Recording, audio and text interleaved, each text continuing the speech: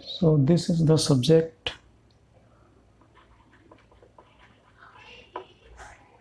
engineering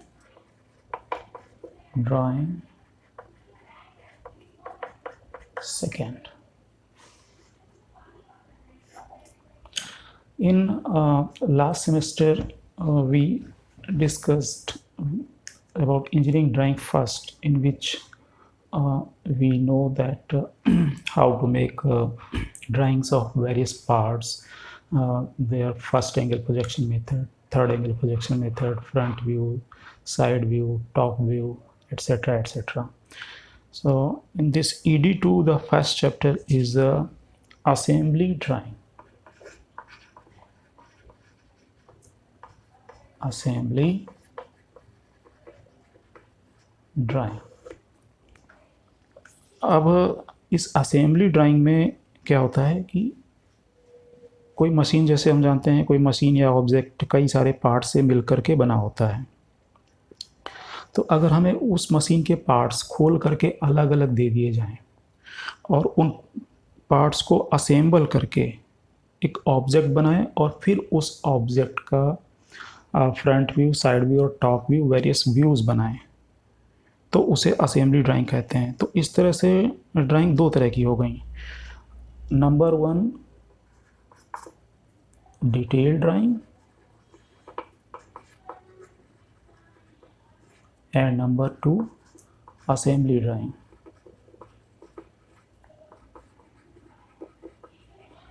detail drawing में कोई machine दी हो जाती है, उसके पार्ट्स को अलग अलग करके और उसके अलग अलग हर एक पार्ट का डिटेल में व्यूज़ बनाते हैं.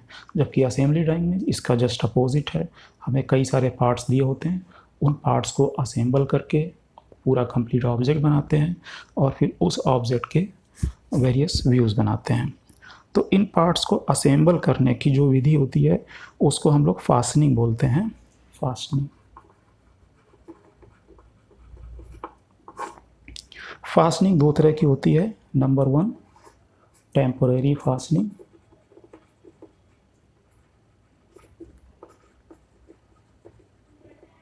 And number 2 permanent fastening.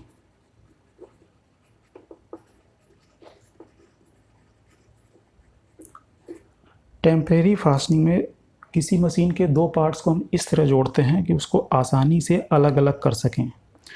जैसे कि वुडन जॉइंट्स, और किसी पार्ट्स को हम नट बोल्ट की सहायता से जोड़ दें या स्क्रू लगा करके जोड़ दें या कीज़, कॉटर, पिन आदि के द्वारा जोड़ दें. तो उसको इन स्क्रूज़ को खोल करके, नट बोल्ट्स को खोल करके, कीज़, कॉटर्स को निकाल करके आसानी से रिमूव किया जा सकता है. These joints are called temporary fastenings. और परमानेंट फास्टनिंग में पार्ट्स को इस तरह जोड़ते हैं कि उनको हम बिना तोड़े या बिना काटे अलग अलग नहीं कर सकते हैं. जैसे कि रिवेट जॉइंट्स, वेल्डेड जॉइंट्स आदि. So this is permanent fastening type. अब हम इस चैप्टर में अध्ययन करेंगे वुडन और टिम्बर जॉइंट का. जब हम वुड के कुछ फर्नीचर बनाते हैं, जैसे दरवाजे, खिड़कियाँ आदि आदि, कुर्सी, मेज, तो तरह तरह के जॉइंट्स का उपयोग किया जाता है. इनमें कुछ इम्पॉर्टेंट जॉइंट्स जो कि आपकी बुक में दिए गए हैं, अब हम एक एक करके उन जॉइंट्स का देखेंगे किस तरह से बने होते हैं.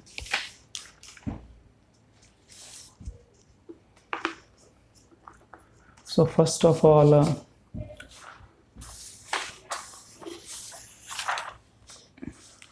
this is the corner halving joint. These are type of lap joints. This number 1 is corner halving joints. इसमें दो पार्ट्स होते हैं जॉइंट के. ये पार्ट नंबर 1 है और ये पार्ट नंबर 2 है. पार्ट नंबर 1 को कुछ इस तरह से काटा गया है कि यहाँ पे इस तरह से दिख रहा है. पार्ट नंबर 2 को इसके जस्ट अपोजिट मिरर इमेज के रूप में काटा गया है. अब पार्ट नंबर 1 के ऊपर पार्ट नंबर 2 रख देते हैं और कुछ गम, ग्लू, फेविकोल टाइप का मिला करके इस पे सरफेसेस पे लगा करके इसको चिपका देते हैं. तो एक ही इस तरह का जॉइंट बन जाता है. ठीक है. This is assembly drying of these 2 parts. In parts को हमने ज्वाइन कर दिया, असेंबल कर दिया और ये इसकी असेंबली ड्राइंग हो गई. किसकी असेंबली ड्राइंग है? कॉर्नर हाफिंग जॉइंट की. कुछ और जॉइंट्स हम लोग देखेंगे। दूसरा है ये क्रॉस हाफिंग लैप जॉइंट। इसमें लकड़ी का एक ये पार्ट है और ये दूसरा पार्ट है। पहले पार्ट में ये ग्रुप बना लिया और इस दूसरे पार्ट में इसका जस्ट अपोजिट एक ग्रुप बना लिया, इस दूसरे पार्ट को इसके ऊपर रख करके और ज्वाइन कर दिया, तो हमको ये असेंबली ड्राइंग मिल गई क्रॉस हाफिंग लैप जॉइंट की। इस तरह से एक अगला जॉइंट है हमारे पास टी हाफिंग जॉइंट। इसमें एक टी के आकार का जॉइंट बनता है। ये डिटेल ड्राइंग है, ये पार्ट नंबर 1 है और ये पार्ट नंबर 2।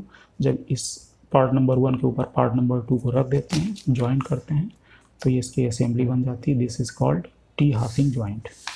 इसी तरह से एक और जॉइंट है ये डबटेल हाफिंग जॉइंट। इसमें जो ग्रुप है कुछ इस तरह का कटा होता है।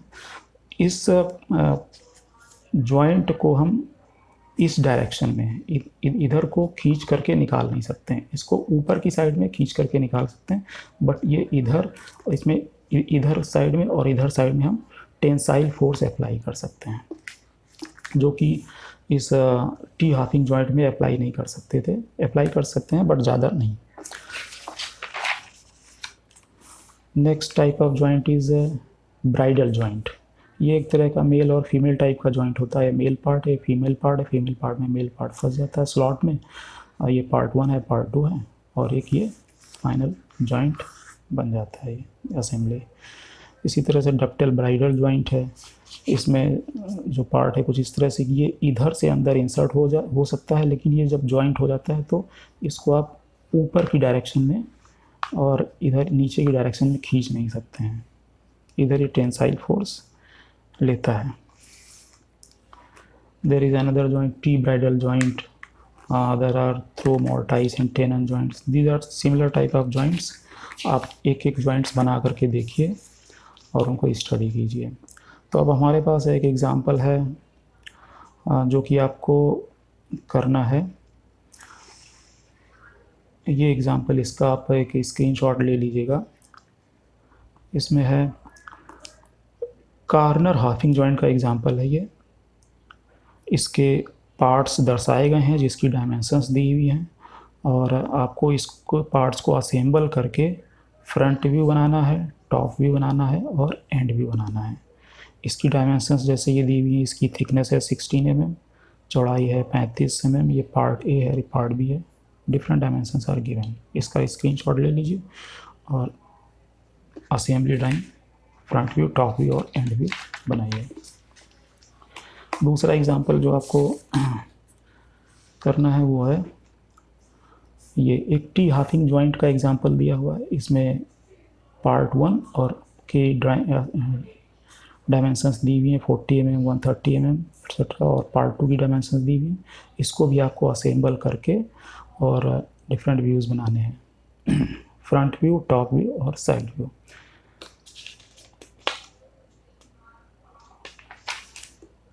एक और एग्जांपल है ये यहाँ पर। इसमें एक डबटेल हाफिंग जॉइंट का एग्जांपल है। तो एक पार्ट की डायमेंशंस ये दी हुई है, दूसरे की है। इसको आपको असेंबल करके और इसका भी फ्रंट व्यू, टॉप व्यू और साइड व्यू बनाना है। उसके बाद हम आते हैं एक और एग्जांपल पे। ये एक स्टूल है जिसका आइसोमेट्रिक व्यू यहाँ पर दिखाया गया है। इसके टॉप व्यू और फ्रंट व्यू बनाने हैं। इसकी डायमेंशंस दी हुई हैं। ये 120 बाई 120 का स्क्वायर है और इसकी हाइट है 145 mm और जो ऊपर सीट है इसकी चौड़ाई है 8 mm। नीचे 4 पीसेस हैं। इन पीसेस के बीच की डिस्टेंस नीचे है बॉटम में है 135 mm और इसका फ्रंट व्यू आपको इधर से देख करके बनाना है, टॉप व्यू आप जानते हैं, और साइड व्यू इधर से देख करके बनाना है। तो ये 4 एग्जांपल हो गए जो आपको ड्राइंग शीट पर बना करके तैयार रखने हैं। जब हम लोग मिलेंगे तो हम इसको चेक करेंगे। Okay, till then goodbye, thanks.